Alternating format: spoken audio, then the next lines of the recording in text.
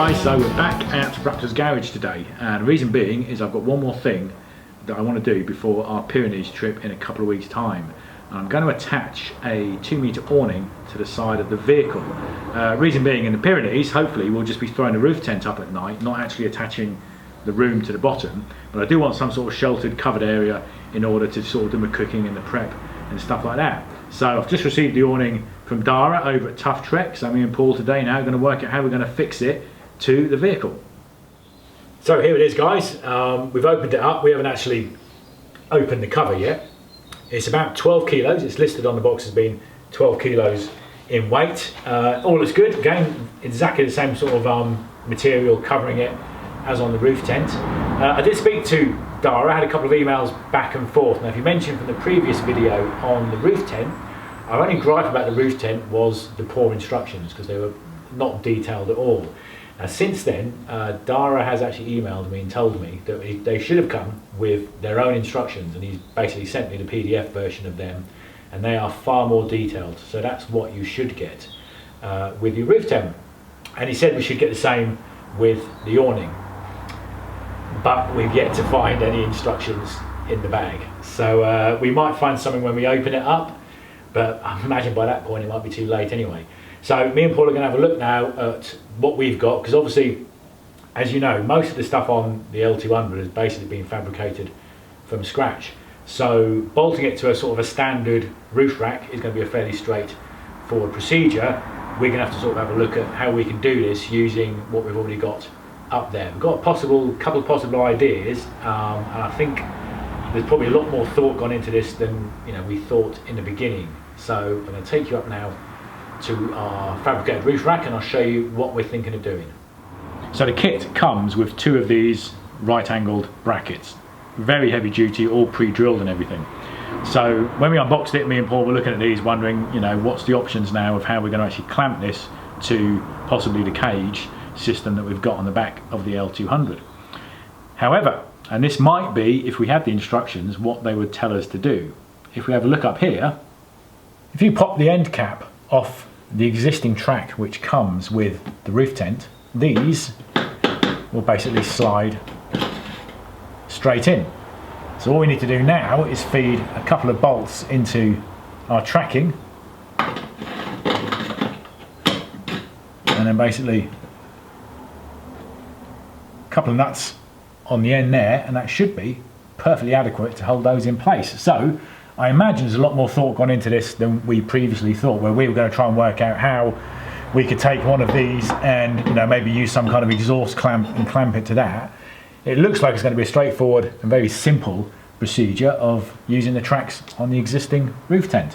So we're going to throw these up, we're going to have a bit of a mess about, we're going to move the tent over slightly, because what I find on this particular vehicle is when I do open it up, the awning tends to get, or the bottom room awning tends to get sort of pushed out a little bit on the door. So this gives us the opportunity to probably slide the tent over about 6 inches, and then obviously kind of compensate for that slightly unbalanced look by now putting the awning attached up here. So we've got the big heavy duty pegs that came with the roof tent, although we only got 2 of these with the roof tent for pegging out the main guy ropes. The rest of them were a lot thinner. To be honest, I knackered a load of them up on my recent trip to Scotland, so I'm probably going to invest in some heavier duty ones more similar to this, because these are a lot more sturdy. And once again, which I always think is nice with the Tuff-Trek stuff, is you get a spanner, and it's a decent spanner. Nuts and bolts in here, which possibly will fit both the track and the track on the back of this, because if you look on the back of this, we've got another piece of aluminium track, which obviously we're going to feed a couple of bolts into and then fasten those right angle brackets to. So me and Paul are going to have a bit of a play around now, see what we can line up, measure it, offer it up, and see how it goes. So it comes with a bag of nuts and bolts. So what we're going to be looking at is using these 10mm bolts, slide it into the track, and then we've got the nylon nuts to go on the bottom of it. Comes with these larger bolts which do fit into here, but once again we're without any instructions, we're not entirely sure what those are going to be for. Possibly another way of fitting it to a roof rack or something like that. Obviously these won't fit in the track, so they're kind of surplus to requirements. What we're doing, again, comes with a nice 10mm ratchet spanner, which is always nice. So we're going to offer these up, bolt them in, and see what it looks like. It's counting something. Yeah, it's in now, it's staying.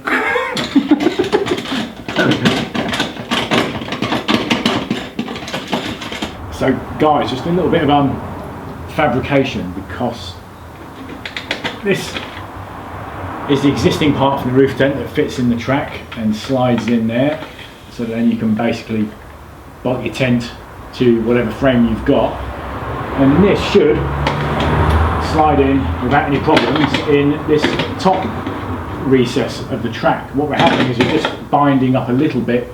When you put both of these in at the same time, it is getting a little bit stiff.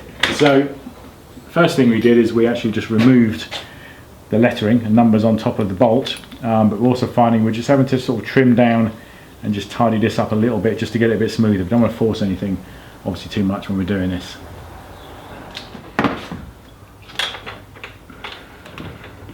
Oh, it actually sits quite proud, that one. Yeah. Now guys, so that's a bit of scrap track that we had when we actually trimmed off the tracking originally.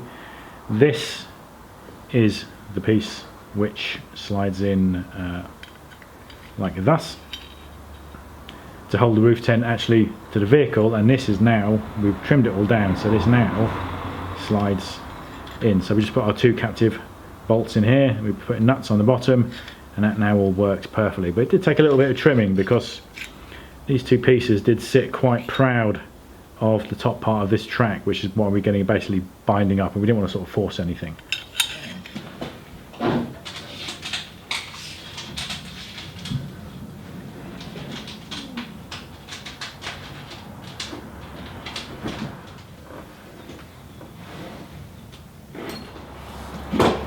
I think you probably could do it on your own, but I've lost that one there.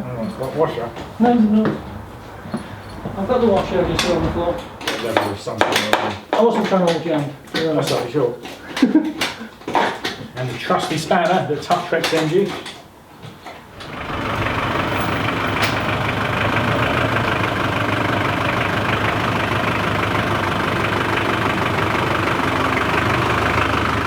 So we've got it on.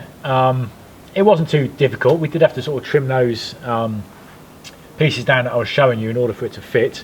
Again, I think we're pretty sure that's how it's supposed to go, without any instructions to be sure. But obviously there's different ways that you could have modified those brackets to work with whatever setup you've got. We could have had the brackets facing the other way, so this whole system would have sat up here. I've opted for this primarily because I want to make sure I can get to tucking everything in when we obviously take the tent cover off and on. So we've gone for this, so we're going to open it up now and we'll see how simple it is to pull it out and set it up. I don't know about you, but I've never put one of these up before. No, I watched the video. Yes, I watched the video on some fancy couple in the Land Rover putting it out. There's the guide ropes. Okay, what instructions?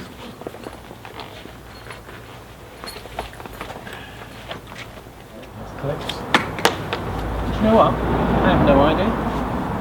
That's There's your poles. That's the poles to come out, and so we don't need those yet, do we? Because we need to take this out and drop the legs out. Your guess is as good as mine, mate. That's as far as I go with this one. So, and there's a couple of legs in here. There's actually a lot on. It actually stashed away in that little thing, isn't there? That's yours. Yours, and this is. Yep. We're not in shop, mate.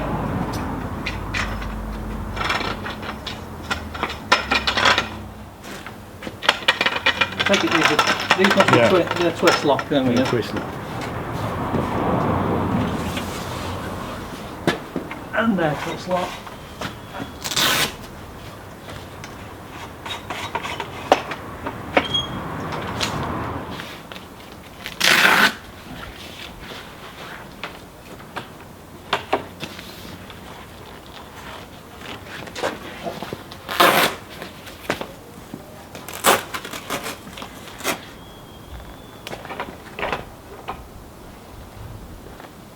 That 2 minutes, wasn't it? That was. It was literally 2 minutes, yeah, because I just looked on the timer, it was 2 minutes 20 seconds. And we've never opened one of these before. Never done one before. It's nice, it's well made, isn't it? Yeah, there's nothing wrong with that. It's just nice and sturdy. So the idea, guys, of fitting it on this side for me was because in here I've got basically all my primary kind of cooking utensils, most important thing, the coffee making equipment, and then in the back seat, or what was the back seat here, I've got the fridge freezer. So I can essentially whip this out in a couple of minutes. I'll plonk a table down here, get the sort of the stove going, and sort of do all the food prep here under the cover of either the sun, hopefully, or the rain if you're in the UK. And again, fridge freezer's in there to get me food out of. It's good to go. It's nice and sturdy. Again, it's well made, like the tent we said before when we did both the Armadillo and the Tuff-Trek tent. These things are very well made. This is the 2 metre one, came in at about £245. But again, you know, it's a good quality piece of kit. It's the non-rip fabric. It's nice, like, it feels really good, really sturdy. It's surprising actually how much is stashed away in that on the side. You've obviously got the main poles for your supports, and you've got the 2 poles down the side that just all folds away and attaches on the side of the vehicle. It's good, I like it. Nice piece of kit. Guy ropes obviously to secure it down, and then what you can actually get is you can actually buy this thing as a complete room. So you basically get another 4 sides. So you get your 2 sides, a front and a rear piece, or if you want, you can actually buy individual panels. So you can fit the panels on, and to be honest, I am thinking or considering just getting maybe 1 side panel, so you can be really sort of tucked away if it's a blowy, windy day, as we get in the UK. Just gives you that little bit of extra privacy as well. Just 1 single panel that would then hang there, and you can put it obviously whichever side you want. Yeah, I think a single panel would be a good idea. It's a windbreak, isn't it, more than anything? Yeah, that's what I thought. It's like I said, I think I agree with what you said. It's too much to mess around with a room. You might as well have a separate standalone tent. But just 1 single panel that you could put somewhere. That's what's in it. If you hadn't got the roof tent, I'd go and have this as get the tent bit. Yeah, get the room for it. Yeah. But as you've got one, you want one or the other. You don't. Yeah. Unless you've got like a bunch of kids, isn't it? Yeah. If you got a bunch of kids with you, that'd be great. You can just stick them outside. Go on, get outside. Yeah. Off you go, children. But it's great. I love it. Excellent. There's one more thing. So you've got the Armadillo one coming, haven't you? I'm picking mine up this weekend. So we probably first chance we'll get to compare them is actually in the Pyrenees. So we will bring you a quick video and we'll show you again how they compare. If it's anything like the roof tents, they'll probably be almost identical with little kind of tweaks and changes depending on obviously what each company has specified. But yeah, so now we're going to get to the Pyrenees and test these things out. That's it. Sorted. Right guys, hope you enjoyed the videos.